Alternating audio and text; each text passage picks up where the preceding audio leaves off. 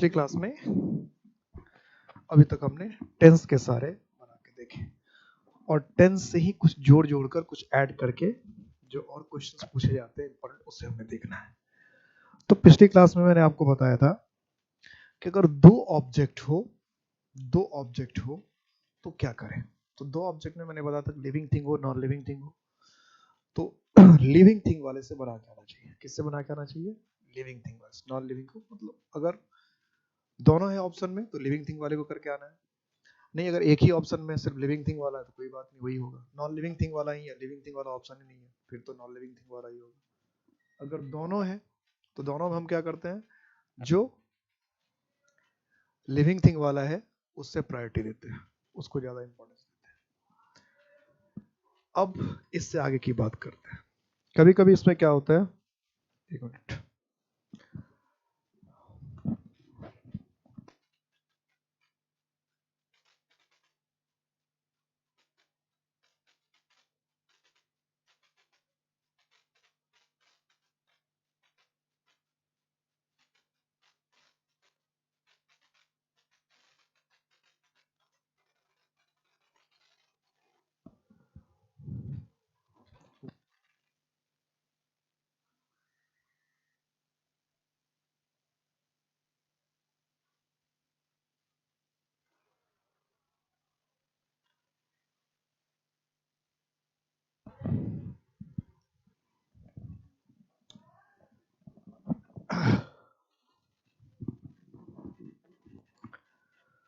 तो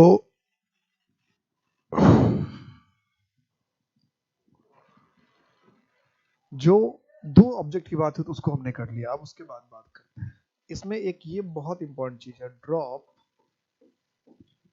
अननोन और well known subjects. इससे कई बार क्वेश्चन पूछता है और स्टूडेंट जो रहते हैं वो डाउट में रहते हैं। पहले ये समझिए क्या है। इसी क्वेश्चन को समझाने के लिए मैंने आपको शुरू में टाइम लिया था फर्स्ट डे वॉइस में, कि वॉइस का कंसेप्ट होता है क्या, उसे समझिए। तो वॉइस का जो कंसेप्ट है उसके हिसाब से मैंने आपको ये बताया था कि वॉइस में हम लोग ऑब्जेक्ट को इंपॉर्टेंस, सब ऑब्जेक्ट को इंपॉर्टेंस देते हैं और सब्जेक्ट इंपॉर्टेंट नहीं होता, यही बताया था ना। तो जब सब्जेक्ट, जो सब्जेक्ट है वही इंपॉर्टेंट नहीं है, ऐसे कंडीशन में कोई अगर अननोन सब्जेक्ट हो तो उसका क्या वैल्यू होगा? उसका तो वैसे ही कोई, जब जो सब्जेक्ट है उसका तो इंपॉर्टेंस है ही नहीं ज्यादा, ऑब्जेक्ट का ज्यादा इंपॉर्टेंस है। और ऐसे कंडीशन में आप अननोन कह रहे हैं, तो अननोन कहने का मतलब क्या, जिसको कोई जानता ही नहीं, जिसको कोई जानता ही नहीं। तो जिसको कोई जान ही नहीं रहा है उसको हम लोग क्या कहते हैं? अननोन।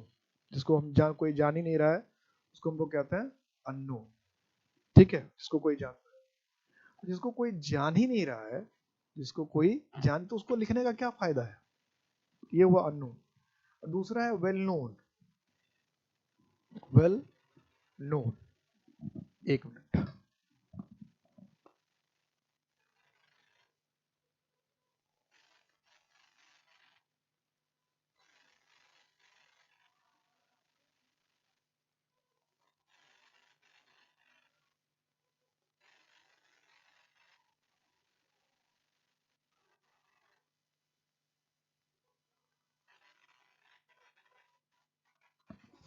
ओके, कुछ टेक्निकल बातें हो रही थी, इसी को चेक करना था।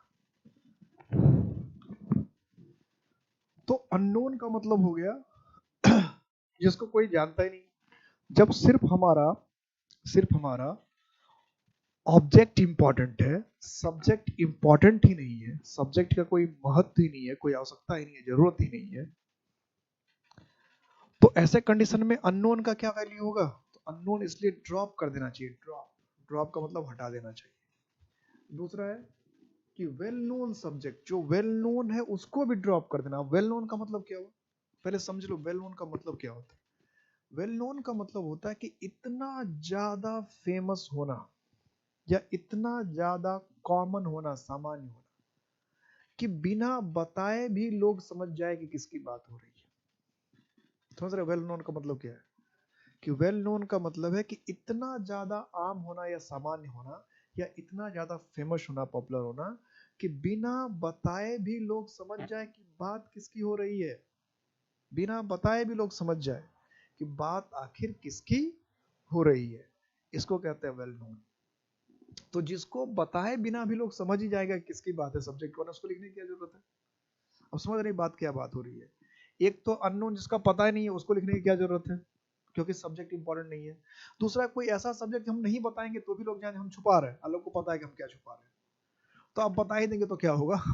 समझ रहे हैं, जब बिना बताए ही लोग समझ रहे सब्जेक्ट इतना कॉमन है कि आप बताओ नहीं तो भी लोग समझ रहे हैं, आप बता नहीं रहे हो फिर भी लोग समझ रहे हैं किसकी बात हो रही है, आप बता नहीं रहे हो फिर भी लोग नहीं समझ रहे हैं, पर फिर भी समझ जा रहे हो कि बात किसकी हो रही है, बिना बताए भी लोग समझ रहे हैं बात किसकी हो रही है, तो कहानी खत्म हो गई ना, बताने की जरूरत क्या है। इसलिए कहा जाता है कि अननोन और वेल नोन दोनों ही सब्जेक्ट को ड्रॉप करो। अब इसको एग्जाम्पल में लेते हैं, अननोन का एग्जाम्पल क्या होगा, जैसे अननोन, अननोन का एग्जाम्पल में क्या हो गया, जैसे हम कहते हैं दे, ठीक है, दे, तो दे अननोन में चला गया, दे मतलब वे लोग कोई भी हो सकता है, हम कहते हैं पीपल, तो पीपल दुनिया के जो 7-8 बिलियन लोग हैं सारे पीपल हैं, सारे पीपल ही हैं, तो अननोन हो गया।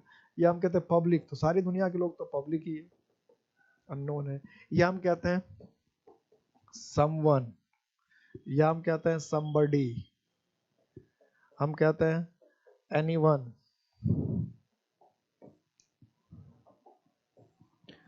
एनीवन या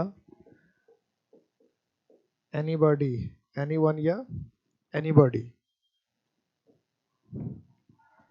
एनीवन या एनीबॉडी। तो ये सब सारा क्या है, ये सारे के सारे अननोन है, ये सारे के सारे अननोन, मतलब इसको कह देने से पता नहीं चलेगा, समवन कह रहे हैं, समबडी कह रहे हैं, एवरीवन कह रहे हैं, एवरीबॉडी, किससे पता कौन चल रहा है किसकी बात हो रही है।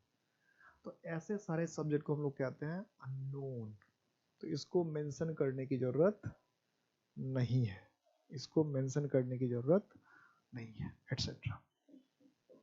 अब वेल नोन में कौन आएगा, तो वेल नोन में आएगा जैसे पीपल। अब सबसे पहले मैंने पीपल ही जानबूझ के लिखा, कहते ये अब ये तो कमाल कर देते, आप उधर भी लिखेगा पीपल, दोनों अननोन क्या, जो सब अननोन है वो अननोन कैसे हो जाएगा, ये तो है ईश्वर वाली बात हो गई, जो निराकार है वो साकार में कैसे आता, अगर ईश्वर निराकार ब्रह्म है तो राम भगवान कैसे हो गए, बोलो बोलो, जब ईश्वर निराकार है, ब्रह्म निराकार है, तो शिव भगवान कैसे हुए, बताओ बताओ आप बताओ, तो जो निराकार है वो साकार कैसे हुआ। अब कहेंगे ये तो गहरी बात कौन पूछ रहा है सर, धर्म की बात वैसे भी समझ में नहीं आती, तो यहाँ सिंपल सब बात है कि कंडीशन पे डिपेंड करता है। अभी मैं एग्जांपल दूंगा तो क्लियर हो जाएगा कि अलग अलग सेंटेंस में ये कभी किसी सेंटेंस में वेल नोन होता है तो किसी में अननोन होता है, और हमें क्या, हमें तो मतलब है कि पीपल को हटाना, चाहे वेल नोन है अननोन है, तुम्हारा काम तो ऐसे ही आसान हो गया। दोनों ही केस में कंडीशन, मान लो कि इस केस में अगर रखना होता तब ना कहते ओह ये तो बड़ी सिरदर्द है, अननोन वाला समझना पड़ेगा, उसमें हटाना है, नोन वाले में रखना है, तो भाई कैसे समझेंगे नोन है कि अननोन है।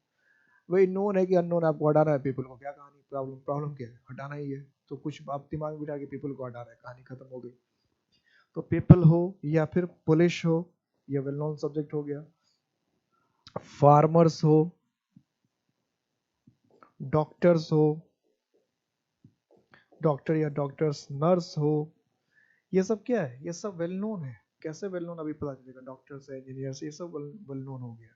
या ऐसे बात करें, जैसे मैन, ह्यूमन बीइंग की जनरल बात कर दें, ठीक है, जैसे वी की बात कर दें, और वी का मतलब क्या हो, ऑल मैन हो जाए, ऑल, या ऑल ह्यूमन बीइंग हो जाए, ऑल ह्यूमन बीइंग्स लिख रहे हैं वी, और वी का मतलब ऑल ह्यूमन बीइंग। जैसे हमने कहा कि वी आर इंटेलिजेंट, तो वी आर इंटेलिजेंट का तो मतलब हुआ तो चार हम लोग इंटेलिजेंट है, लेकिन कहा वी आर मॉर्टल, तो वी आर मॉडल का मतलब यहाँ वी का मतलब जितने भी मानव है सबकी बात हो रहा है, तो वी का आपको देखना पड़ेगा मीनिंग, कि वी का मतलब अगर हम 2 4 10 लोग हैं, जैसे we are playing cricket, we are working hard, we are helping you, इसमें 2 4 आदमी की बात हो रही कि हम और हमारे ग्रुप, लेकिन का वी आर मॉडल,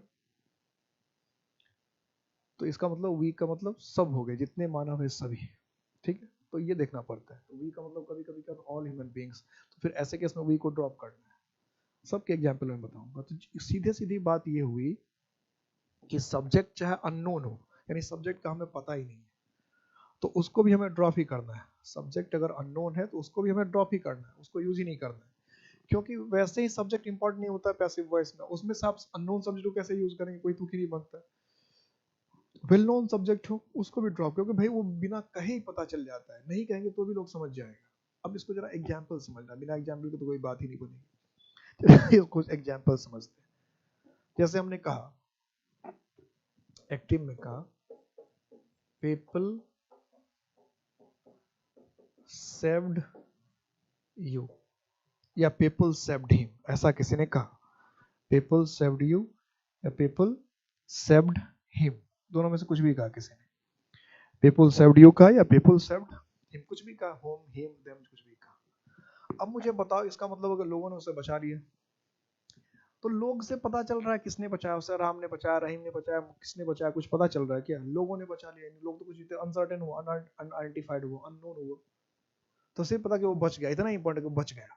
अब लोगों ने बचाया तो लोगों से पता कहाँ चल गया किसने बचाया? लोग तो दुनिया में 7 बिलियन है, 7 बिलियन से मतलब पर्टिकुलर लोग का पता नहीं चला कि राम ने बचाया, कि रवि ने बचाया, कि मोहन ने बचाया, कि सोहन ने बचाया, नहीं पता चला।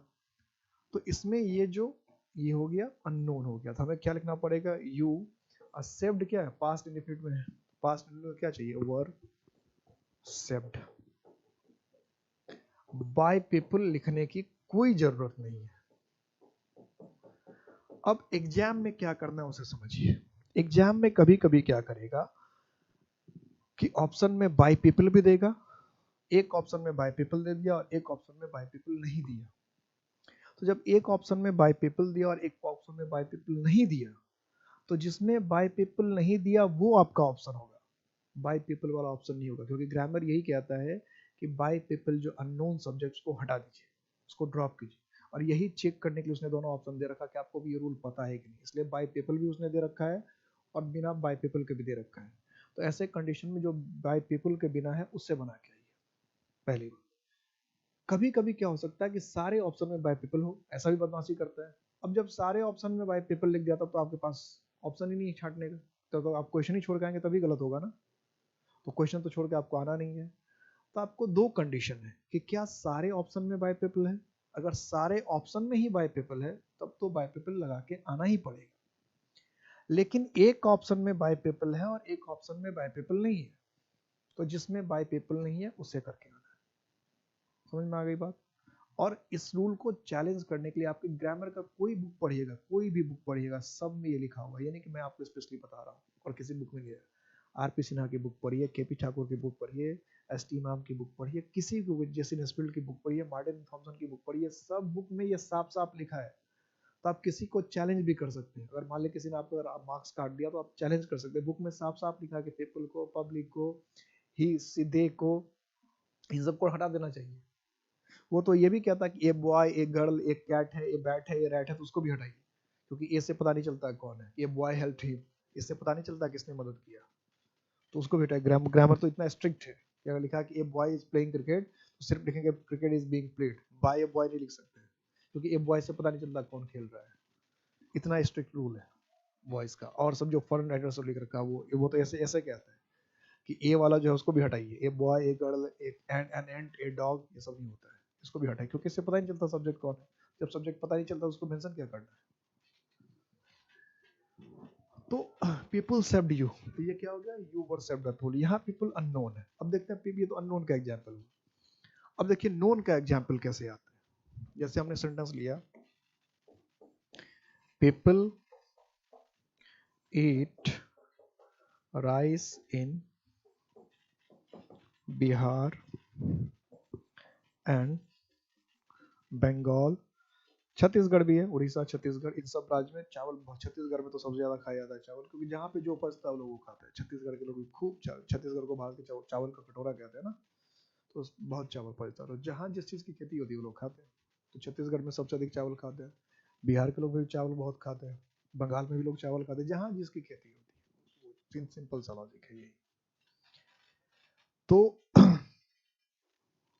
People eat rice in Bihar and Bengal, कि बिहार और बंगाल में राइस खाई जाती है। अब इसका हम पैसिव बना रहे हैं। अब इसमें ऑब्जेक्ट क्या है, राइस। क्या खाया था, राइस, तो लिखा सबसे पहले राइस। अब यहाँ की ईट क्या है, ईट है V1, वर्ब का फर्स्ट फॉर्म में क्या बताया था, वर्ब के फर्स्ट फॉर्म में क्या होता है, एम इज आर में से कोई आता है, तो राइस के साथ एम आएगा क्या, नहीं, आर आएगा क्या, नहीं, अनकाउंटेबल नाउन क्या होगा, इज, तो राइस इज। ईट का भीतरी क्या होगा, ईटन। कहाँ खाया जाता है भाई, तो इन बिहार एंड बंगाल। अब यहाँ ये देखना है कि हमने ये नहीं लिखा कि rice is eaten by people, rice is eaten by people in Bihar and Bengal, ऐसा नहीं लिख रहे। तो बाय पीपल क्यों नहीं लिख रहे, कि भाई बिना बताए लोग समझ जाएंगे कि अगर हम ये कहेंगे कि बंगाल में चावल खाया जाता है या बिहार में चावल खाया जाता है या हरियाणा में रोटी खाई जाती है, हरियाणा में रोटी तो इतना पॉपुलर कि लोग खाना ही नहीं खाते। हरियाणा के लोगों से पूछिए, आप लोग तो सारे हरियाणा के, आपको तो पता ही है, हरियाणा में लोग खाना खाते नहीं, आज तक किसी को मैंने नहीं देखा कि हरियाणा में खाना खाते, कोई नहीं खाना है। हम लोग को तो ताज्जुब भी होता है कि हरियाणा के लोग बिना खाना खाए कैसे रहते, कोई खाता ही नहीं, सब रोटी खाते हैं, खाना तो कोई नहीं खाता, कोई नहीं खाता हरियाणा में, मैंने आज तक किसी को खाना खाते नहीं देखा, सब रोटी खाते हैं। सोचो रोटी कितना पॉपुलर है, इसी को कहते हैं कल्चर, यही है कल्चर, कि खाना भी नहीं खाते लोग, हरियाणा के लोग तो खाना ही नहीं खाते, रोटी खाते। तो हम लोग भी चावल बहुत खाते हैं बिहार में, लेकिन हम नहीं कहते चावल खा, ऐसा नहीं कहते। लेकिन हरियाणा में पता नहीं क्या लोगों को सूझा कि खाना का नाम रोटी रख दिया, ये मुझे आज तक समझ में नहीं आया कि भाई हम लोग भी तो चावल बहुत खाते, बिहार के लोग बहुत चावल खाते, लेकिन हमने खाना को चावल नहीं कहा कि चावल खा लो, हम लोग कहते हैं खाना ही खा लो, अब खाना में चाहे रोटी खाओ चाहे चावल खाओ चाहे जो खाओ, लेकिन खाना खा लो। लेकिन हरियाणा में तो मैं सबको सुनता हूँ, जब रोटी खा लो, रोटी खा लो, रोटी खा लो, खाओ भाई रोटी ही खाओ, खाओ जो खाओ सब ठीक से खाओ, मन से खाओ, दिल से खाओ, खूब खाओ। तो जब हम कहते हैं कि rice is eaten in Bihar and Bengal, तो लोग बिना कहे समझ जाएंगे हम किसकी बात कर रहे हैं, हम गाय भैंस की बात कर रहे हैं कि बिहार में जो चावल है गाय भैंस खाते हैं, बकरी खाते हैं, ऐसा तो नहीं है। तो बंगाल हम कहते हैं कि बिहार में चावल खाया जाता है, तो लोग अपने आप समझ जाएंगे, किसकी बात हो, लोगों की कहने की जरूरत नहीं है। हमने बंगाल में मछली खाई जाती है, तो लोग अपने आप समझ जाएंगे बंगाल के लोगों की बात, लोग कहने की जरूरत नहीं कि जब हम कहेंगे कि बंगाल के लोग चावल खाते हैं या मछली खाते हैं तभी लोग समझेंगे, ऐसा नहीं है। जैसे हम कहेंगे कि बंगाल में चावल खाया जाता है तो लोग समझ जाएंगे, अपने आप से लोग की बात हो रही है, लिखना नहीं पड़ेगा।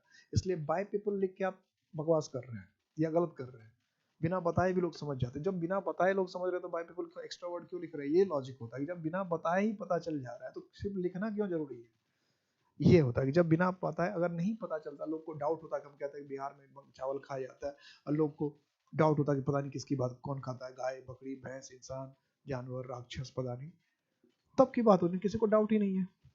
तो यहाँ पर पीपल क्या होगा, वेल नोन हो गया, इसलिए उसको ड्रॉप कर दिया। तो अननोन है उसको भी ड्रॉप कर देना है, वेल नोन है उसको भी ड्रॉप कर देना है। हमने सेंटेंस लिया एक्टिव में, someone has stolen my purse, कि किसी ने मेरे पर्स को चुरा लिया।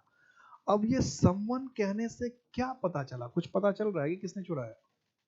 someone अगर मैंने कह भी दिया तो someone कहने से क्या पता चला, क्या हुआ, पता चल रहा है किसने चुराया, बिल्कुल नहीं पता चल रहा है। someone कहने से कुछ पता नहीं चल रहा किसने चुराया किसने नहीं चुराया, तो someone कहने से कोई फायदा हुआ नहीं, someone कहने से कोई फायदा नहीं हुआ, किसी तरह का फायदा नहीं हुआ। इसलिए हम क्या करेंगे, पैसिव में क्या बनाएंगे, माय पर्स, और हैज है तो हैज के साथ भी3 है, क्या बताया, हैज के साथ भी3 तो बिन तो आएगा ही आएगा, तो हैज बिन स्टोलन, बस हो गया, कहानी खत्म। बाय समवन लिखना जरूरी नहीं है, फिर इसमें वही रूल चलेगा, क्या रूल चलेगा, अगर बाय समवन भी है और बिना बाय समवन के है, तो जो बिना बाय समवन के है उसे करके आना है। और अगर सारे ऑप्शन में बाय समवन दे ही रखा है, सारे ऑप्शन में बाय समवन बता रहा है, तो फिर कोई ऑप्शन ही नहीं है, फिर तो जो बाय समवन वाला वही करके आना है। तो ये ऑप्शन पे डिपेंड करता है, ये ऑप्शन पे डिपेंड करता है। समझ में आगे बात, किसने लिखा, they will cheat you, they will cheat you, तो वे लोग तुम्हें धोखा देंगे। तो वे लोग से हमें यहाँ कुछ पता चल रहा है क्या कि किसकी बात हो रही है, नहीं पता चल रहा है। तो इसके लिए अगर इसका हम पैसिव बनाएंगे तो क्या बनाएंगे, you will be cheated. Bye them लिखने की कोई जरूरत नहीं है, बाय देम लिखने की कोई जरूरत नहीं, कोई आवश्यकता नहीं, क्योंकि बाय देम लिख भी देंगे तो कहाँ पता चलता, वे लोग से कहाँ पता चलता किस लोग की बात हो रही है। राम लिखा है, सीता लिखा रहा होता है, या Ram and Sita, boys and girls, ऐसा कुछ लिखा होता तो पता चलता है। दे कहने से क्या पता चलता है किसकी बात है, कौन सा सब्जेक्ट पता चल जाता है? बिल्कुल सब्जेक्ट पता नहीं चलता है। तो इसलिए जब सब्जेक्ट का पता नहीं चलता है तो फिर हमें उसको मेंशन करने की जरूरत नहीं है। अगर सब्जेक्ट बिल्कुल अननोन है या बिल्कुल वेल नोन है, अननोन कहने का मतलब हमको पता नहीं चल रहा है कौन है, तो भी मेंशन मत कीजिए। एकदम वेल नोन है, क्या नहीं रहे लेकिन पता चल जा रहा है, तो फिर उसको मेंशन करने की जरूरत नहीं है। जैसे हमने लिख दिया, सेंटेंस बना दिया, farmers grow wheat, farmers grow wheat in Haryana,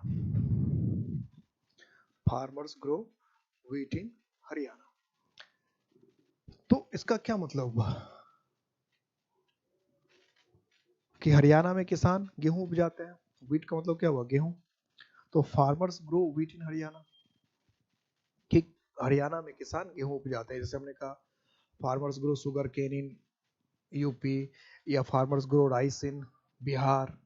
अलग जगह बात होगी, सब स्टेट में अपने अलग अलग फसल होते हैं।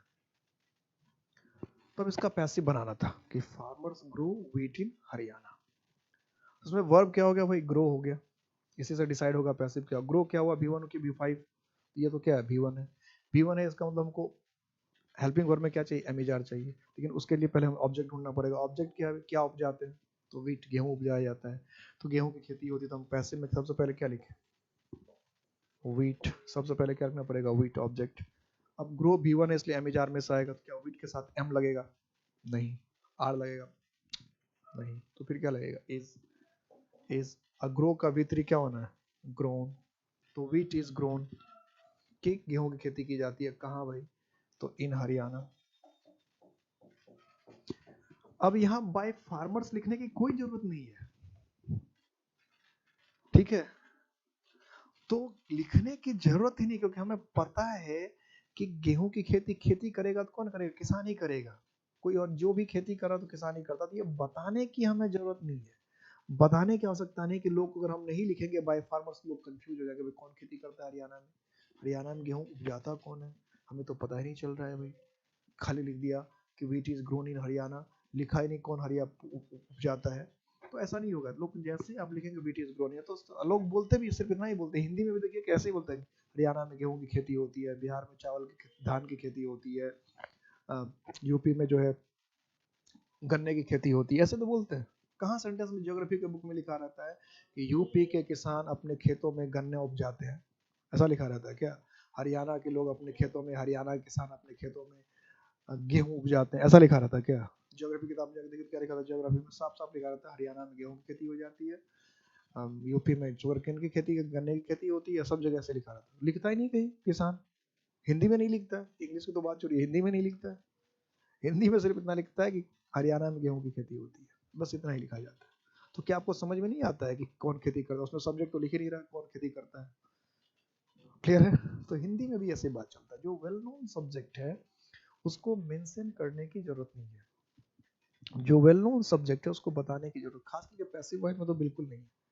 क्योंकि पैसिव वॉइस इसी कंसेप्ट पे बना है कि सब्जेक्ट को इंपॉर्टेंस नहीं देना है, सब्जेक्ट को इंपॉर्टेंस देना ही नहीं। अगर सब्जेक्ट को इंपॉर्टेंस है तो एक्टिव वॉइस में जाइए, फिर आप पैसिव में आ क्यों रहे हैं?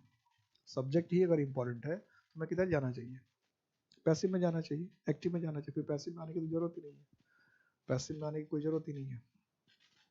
ज्यादा क्लियर है, क्लियर?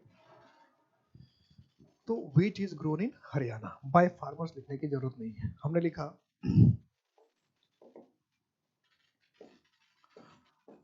डॉक्टर्स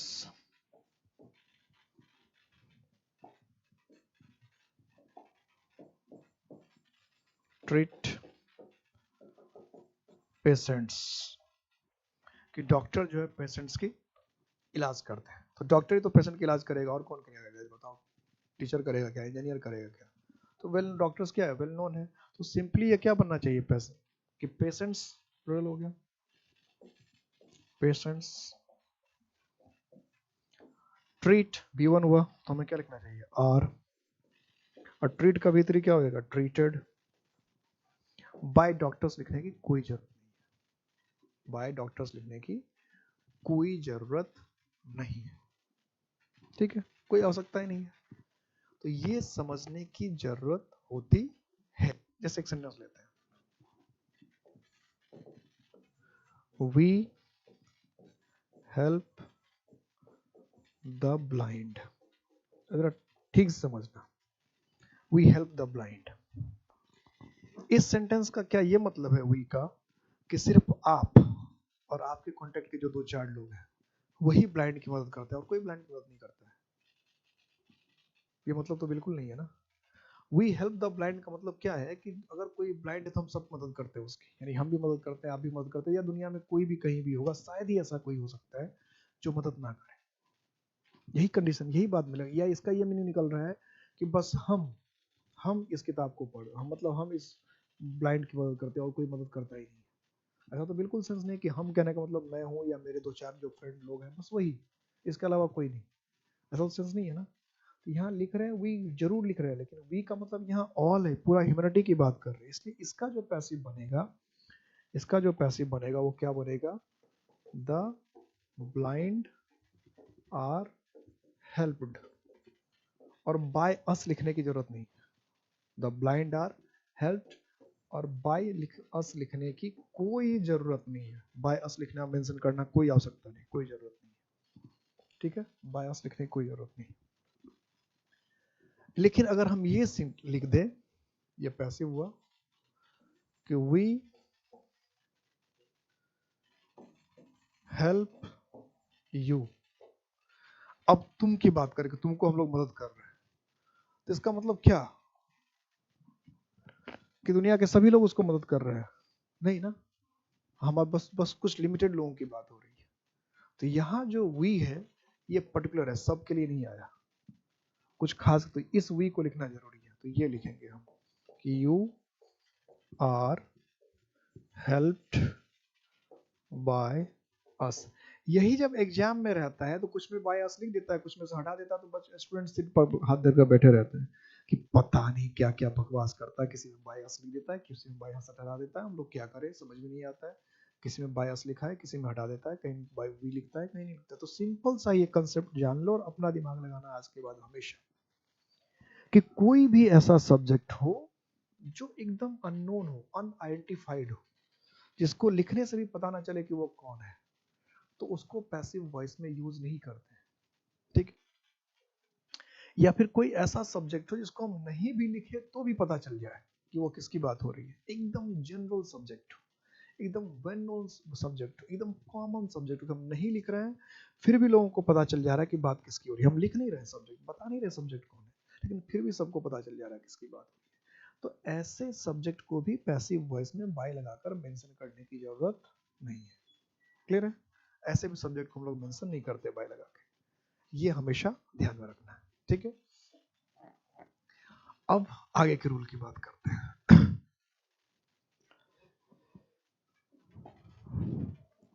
कभी कभी क्या होता है कि अभी तो टेंस बेस के हमने देखा, कभी कभी हमारा स्ट्रक्चर ऐसा होता है कि डूअर होता है, अब एक एक स्ट्रक्चर को देखते जाते हैं, एम इज आर या वाज वर होता है, इसके साथ 2 प्लस B1 प्लस ऑब्जेक्ट होगा, ऐसा भी स्ट्रक्चर हो सकता है, ऐसा भी रह सकता है कि इससे पहले जो एमिजार था, वाजवर था, उसके साथ आईएनजी लगाया था, प्रेजेंट इंडेफिनिट था, प्रेजेंट कॉन्टिन्यूअस था, पास्ट कॉन्टिन्यूअस था।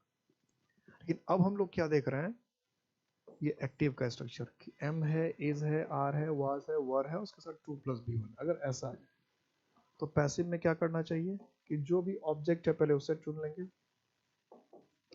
फिर ऑब्जेक्ट को ध्यान में रखते हुए अगर एम इज आर है तो एम इज आर में से कोई एक आएगा, वाज वर है तो वाज वर में से कोई एक आएगा, ये ध्यान रखिए, दो ग्रुप है, एम ये नहीं कि एम इज आर है तो भी वाज वर कर दिया, एम इज आर है तो एम इज आर में से कोई एक आएगा, कहते हैं इसको दो अलग अलग ऑब्जेक्ट में स्ट्रक्चर में लिखना चाहिए था, लेकिन दो अलग अलग स्ट्रक्चर में लिखना तो टाइम ज्यादा लग गया था, इसलिए मैंने इसको एक साथ रखा, लेकिन ध्यान रखना कि एम इज आर है तो एम इज आर में से एक आएगा, और वाज वर है तो वाज वर में से एक आएगा। अलग अलग कर दिया तो कोई दिक्कत नहीं होनी चाहिए। तो ऑब्जेक्ट और ऑब्जेक्ट में से एमिजार में से कोई एक आना है तो वो आ जाएगा जो भी आना है, या फिर वाज वर है तो वाज वर में से कोई एक आ जाना है जो आएगा। उसके बाद क्या होना है, टू टू, और उसके बाद क्या होना है, बी प्लस V3, और जरूरत पड़ी तो बाय प्लस डूअर, अगर जरूरत हुई तो, नहीं तो डूअर की तो जरूरत नहीं पड़ती।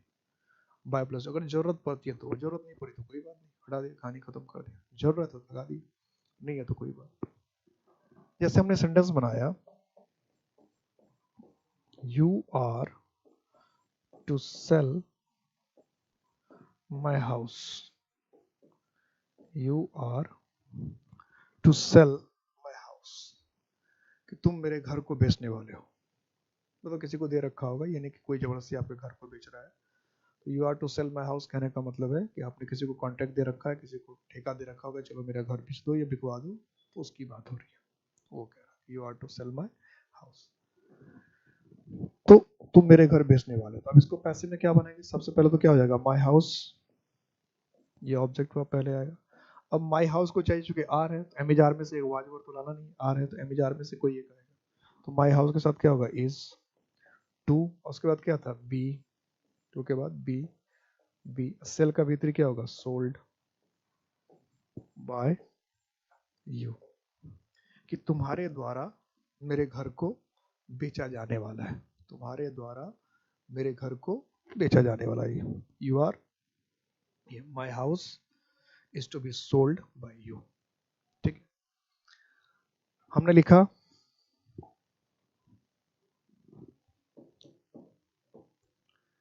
यू, सब में यू ही आ रहा है, Ram is to invite the chief guest, Ram is to invite the chief guest, कि राम जो है चीफ गेस्ट को बुलाने वाला है, राम जो है चीफ गेस्ट को बुलाने वाला है। अब क्या करें, तो क्या हो जाएगा, the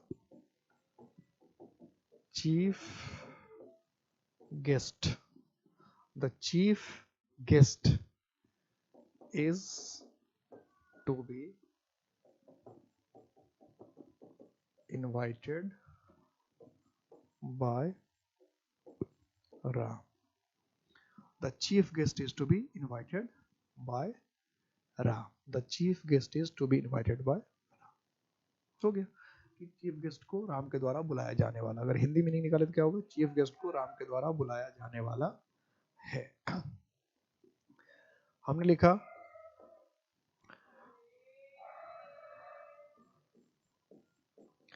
Ravan was to kidnap Sita, Ravan was to kidnap Sita, कि रावण जो सीता का किडनैप करने वाला था, रावण जो है सीता का किडनैप अपहरण करने वाला था। Ravan was to kidnap Sita, तो क्या हो जाएगा, Ravan was to kidnap Sita, तो Sita was to be kidnapped by Ravan, Sita was to be kidnapped by Ravan. Am is are है, was वर है, 2 प्लस B1 है, तो उसके साथ B लगा देना है और V3 कर देना है, एम इज आर was वर के साथ। ठीक है, यहाँ तक क्लियर। नेक्स्ट, इसी स्ट्रक्चर में क्या करता है, एम इज आर के अलावा कोई दूसरा वर्ड दे देगा, जैसे डूअर प्लस हैव हैज या हैड। हालांकि सबके अलग अलग स्ट्रक्चर होने चाहिए कायदतन, लेकिन इतना मैंने टेंस में पढ़ा दिया तो अब इतना मैं आपसे उम्मीद करता हूँ आप समझ जाएंगे कि हैव हैज है तो हैव हैज में से एक होगा, और हैड है तो हैड ही होगा, क्योंकि तीनों का स्ट्रक्चर एक जैसा है, इसलिए इसको एक साथ बना लेते हैं। Plus 2 plus B1 plus object, अगर ऐसा है एक्टिव में, तो पैसिव में क्या करना है भाई, इसलिए ये भी समझना कि हैव हैज है तो बीन ही होगा, हैड होगा तो बीन ही होगा, ऐसा नहीं। इसलिए मैंने आपको उसमें बता रहा कि हैव हैज के साथ V3 है क्या, पहले वो देखिए। नहीं तो बहुत सारे लोग क्या करते हैं, दिमाग में ये बिठा लेते हैं हैव हैज है तो बीन ही लगा देंगे। ऐसा नहीं है कि हैव हैज है तो हमेशा बीन ही आएगा, हैड है तो हमेशा बीन। ऐसा होता तो मैं भी बता देता। तो मैं आपको कंडीशन के साथ बता रहा था कि हैव हैज है, उसके साथ अगर V3 है तब बीन लगाना, नहीं तो नहीं होगा। तो इसके पैसिव में अगर आए तो क्या हो जाएगा, डूअर हो गया, हैव है तो हैव हैज में से कोई एक आएगा, और हैड है तो हैड में से कोई एक आएगा। उसको क्या कहोगे, 2 plus B plus V3 plus bye plus डूअर। हर जगह वही होना है, ठीक है, हर जगह यही होना है। तब एक्टिव में हमने कहा you have to solve this sum, कि इस सवाल को तुम्हें बनाना है, इस सवाल को तुम्हें बनाना है, you have to solve this sum. अब हमने पैसिव में क्या किया, दिस सम विल, अच्छा क्या, द सम हैज, अब यहाँ तो हैव लिखा था, यू के साथ तो हैव होता है, लेकिन द सम तो यहाँ सिंगुलर, इसके साथ तो हैज लिखना पड़ेगा, और हैव हैज है तो उसमें दो में से एक आएगा, ठीक है, ये नहीं कि हैड भी ले आएंगे। तो this sum has to be solved by you. मतलब ये हुआ कि जहां हैव हैज के साथ 2 प्लस बी वन है तो सबसे पहले चेक किया 2 प्लस बी प्लस V3 किसमें, ये मेन मुद्दा है। ये जहां 2 प्लस बी वन आ जाए तो सबसे पहले ऑप्शन में एक नजर डालिएगा 2 प्लस बी प्लस V3 की है, जिस जिस ऑप्शन में 2 प्लस बी प्लस बी, वो ऑप्शन ही सही नहीं होगा। ये नहीं कि फिर हेल्पिंग वर्ब वगैरह हम देखना है, पहले जो बता रहा हूं उसको ध्यान देना है। 2 प्लस बी वन अगर किसी भी स्ट्रक्चर में आ जाए किसी के साथ, तो सबसे पहले उसमें आप पहले ये चेक कीजिए, बाद में और एडवांस लेवल में और चीजें होती है वो बाद में देखा है, लेकिन बेसिक आप ये देख लिया कीजिए कि अगर 2 प्लस बी वन है तो पहले ये देखिए किस ऑप्शन में 2 प्लस बी प्लस V3 है, किस ऑप्शन में 2 प्लस बी प्लस V3 है, वही ऑप्शन पहले देखना है, और किसी ऑप्शन को देखना है नहीं। हमने लिखा दिया, सेंटेंस बना दिया, रवि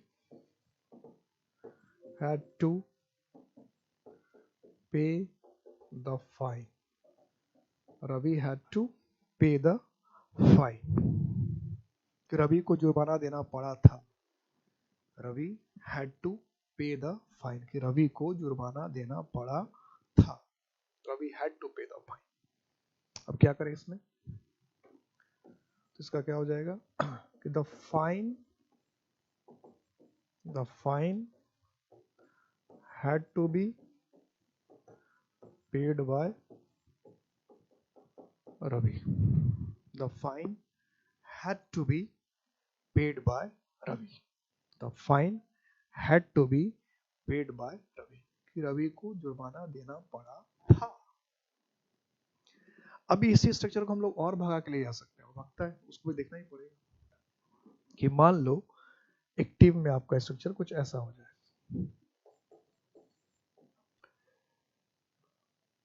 डूअर प्लस सेल या will plus have plus 2 plus B1 plus object, ऐसा भी हो सकता है, ये भी पॉसिबल है। तो ये भी अगर पॉसिबल है तो इसमें भी एक सारे स्ट्रक्चर अलग अलग, एक देखते नजर देखते ही बन जाएगा, आप नजर डालते ही बन जाएगा। तो आपको क्या करना है कि ऑब्जेक्ट देख लीजिए या सफर देख लीजिए, फिर उसके हिसाब से सेल विल जो भी आना है वो आ जाएगा, सेल विल हैव, और अभी क्या बताया था कि 2 प्लस B1 अगर है, 2 प्लस B1 अगर है तो हमें क्या करना पड़ेगा, 2 plus B plus V3 plus bye plus doer, ठीक है, ये करना पड़ेगा। यहां तक क्लियर है कि subject shall will have plus 2 plus B plus B3 plus bye plus doer, ये ध्यान रखना होगा। तो हमने कहा लिख लिया था सेंटेंस, यार लिख लीजिए।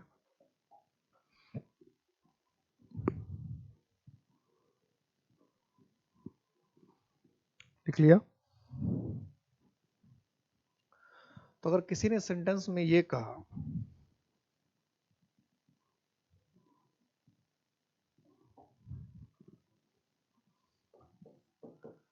कि यू, बार बार यू आ जाता है, इसको हटाइए। लिख लिया, she will have to attend the lecture. She will have to attend the lecture, तो उसे तो लेक्चर अटेंड करना पड़ेगा। She will have to attend the lecture, तो पैसिव क्या हो जाएगा? The lecture will have to be attended by her. ठीक है, तो बार बार ये जो इधर विल हैव है अपना, तो जो है वो है ही, बार बार डिफरेंस क्या आ रहा है? टू अटेंड था, इधर क्या हो गया? To be attended. बेसिकली इससे इसके बाद अगर ये जिस ऑप्शन में सपोज करो दो ऑप्शन में टू बी अटेंडेड मिल रहा है, तब हम इधर देखेंगे विल हैव ठीक है कि नहीं, शैल हैव ठीक है कि हैव हैज हैड ठीक है कि नहीं, एम इज आर ठीक है। पहले जिस ऑप्शन में 2 + b + v3 है ही नहीं, वो तो ऑप्शन ऐसे ही सही नहीं होना, तो उस ऑप्शन को हमको देखना क्या है। और सारे ऑप्शन 2 + b + v3 से होगा, ऐसा होता ही नहीं है, ये भी देख लीजिएगा आप। ये नहीं चार ऑप्शन दिया, चार ऑप्शन में 2 + b + v3 था, ऐसा नहीं होता है। हमने कहा students will have to buy this book, कि स्टूडेंट को, छात्र को यह किताब खरीदनी होगी। तो हमने क्या बना दिया? पैसिव, कि students will, sorry, this book will have to be bought by students.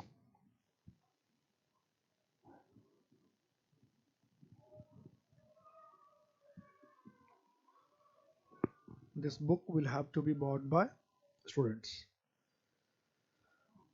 Clear है? तो ये सारे अभी ऐसे के सारे देख रहे हैं टेंस पर बेस्ड है ना, टेंस ज्यादा इधर कोई नहीं, हल्के हल्के रूल से सारे टेंस जो बेसिक, इसलिए मैंने पिछली क्लास में कहा था कि सारी क्लास का समरी है, जो बेसिक रूल है उस पर ध्यान देना है, उसके साथ साथ जो एक्स्ट्रा रूल आता जाएगा उससे हमें डिस्कस करना है। अब हमें देखना कि अगर मॉडल्स क्या आता है तो मॉडल्स के साथ क्या होता है, मॉडल्स में कैसे बनाते हैं। साथ साथ हमको अब ये देखना पड़ेगा कि डिफरेंट प्रीपोजिशन भी आता है क्या, टू प्रीपोजिशंस भी आता है क्या, इट इज हाई टाइम वाले का कैसा बनता है, मैंगो टेस्ट स्वीट कैसा बनता है, नेगेटिव का कैसे बनता है, इंट्रोगेटिव का कैसे बनता है। तो इतने को अगर जान लेंगे तो फिर कोई भी सेंटेंस नॉर्मली बना के आ ही जाएंगे। रिक्वेस्ट वाला कैसे बनता है, ऑर्डर वाला कैसे बनता है, ये सब बेसिक में आता है। तो इसको हम लोग 1 से 2 क्लास में अब एकदम क्लियर हो जाएगा ये। ठीक है, नेक्स्ट क्लास में इसको देखते हैं।